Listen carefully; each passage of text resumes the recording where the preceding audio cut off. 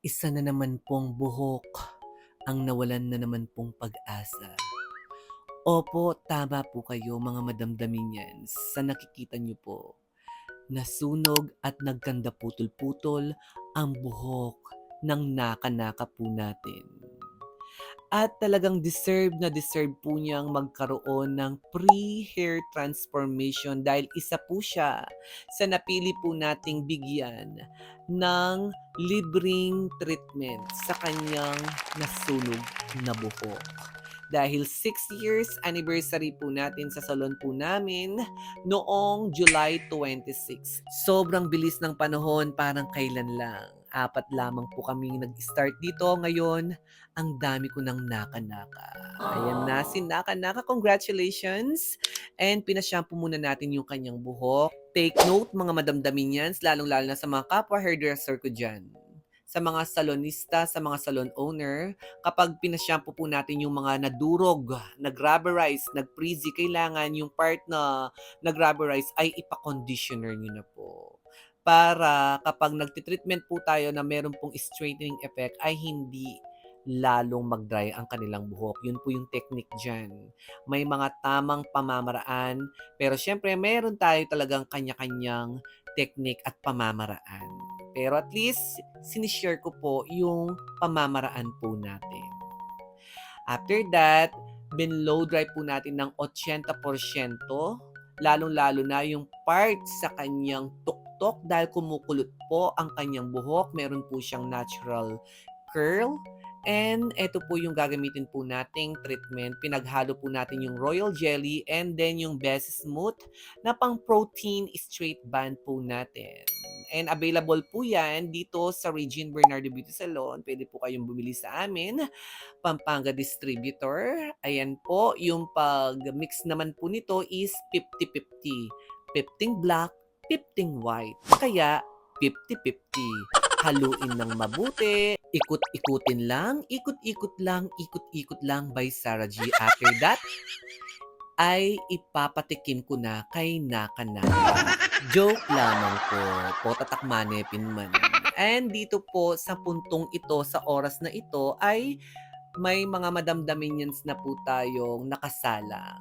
May nagpa-plancha na sa nagpa-protein, mayroong sisting, may nagpakulay lang, at may mga nag-walk-ins na gupitan by Pauline Agupitan.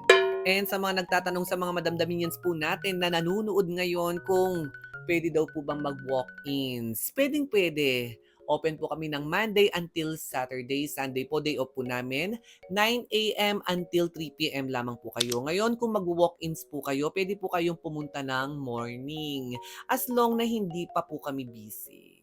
At sa puntong ito, nalagay na po natin yung gamot sa pinaka part na tumubo, yung parang virgin niya. Ayan, kitang-kita nyo naman po, hinuli po natin yung kanyang antena. Yes, antena po ng TV yan, black and white.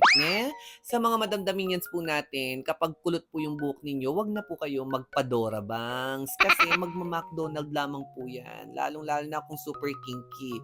So, binabad po natin ng 30 minutes yung pinaka-virgin hair, another 30 minutes, pinagsuklayan po natin, and sa puntong ito is 10 minutes na lamang po. Totality is 1 oras at 10 minuto. Yung 10 minuto is yung pong part na treated na. So, nag-1 oras lamang po yung pagbabad. Ayan, yung part na may sinampalukang manok. Yung pinaka-virgin po na buhok. And sa oras na ito, ayan, umupa na po yung pagka-dryness ng buhok ni Naka-Naka. And syempre, kapag binukaka mo, ayan, makikita pa rin po natin yung mga part na bitu-bitukang manok. Para hindi kayo malito, i-rewind po natin yung pangyayari. After po natin binabad ng 1 oras at 10 minuto, pinawash po natin ng 30%. At patuyuin po ng 100%. Then proceed na po tayo sa pagpaplansya. O makinig mga naka-naka, kapag ganito po yung uri ng buhok, mag-ingat po tayo sa pagpaplansya. Nakasalalay sa pagpaplansya ang straightening effect ng protein straight band na ginawa po natin at nakasalalay din po sa pagpaplansya para hindi lalong matusta at masunog ang buhok ni Naka-Naka. Napaka-importante po ng pagpaplansya kapag ganito na po yung eksena ng buhok. Yung history po kasi ng buhok ni Naka-Naka ay nasunog po. Yes, bakit nasunog? Kasalanan na rugo, nuko, mag-DIY kasi. Kaya sa mga nagdi-DIY dyan, please kung hindi nyo po alam gamitin ang mga produkto, wag nyo pong gamitin sa inyong mga buhok-buhukan, lalo lamang po kayong mapapagastos. So, sa part ng treated na buhok, kailangan alalayan, may pagmamahal, binabantayan, wag natin pakapress. As in, pasada lamang po at mahina lamang po yung temperatura, ha? So, yung part sa virgin hair is 230 po yung plancha na ginamit po nating temperature. Pwedeng hanggang 410 kasi super kulot naman po siya. Then, dun part sa treated na buhok, ang ginamit po nating temperature is 160 lamang po. At hinay-hinay lamang po sa pagdidiin. At sa mga oras na ito, after natin pinlansya, uy, tana, kalungkot na, bagsak yung batang. Loleng. Pahinga lamang po ng 10 to 15 minutes and then ipababanlaw na po natin yung kanyang buhok dahil same day wash po yung gagawin po nating treatment sa buhok ni Naka-Naka. Once again, congratulations na deserve mo yan, Naka-Naka. Ang pinagbanlaw po natin is yung hair shine mask po natin. Kung wala naman po kayong hair shine mask, any kind of mask will do. And then, nag-Brazilian Botox po tayo. Ibabad po natin ng 10 minutes. Ang paglalagay naman po dito is after po na banlaw, wet application, at huwag isagad sa anit. Always remember that. At sa mga oras na ito ay 3 na lamang kayong natitirang mga madamdaminians.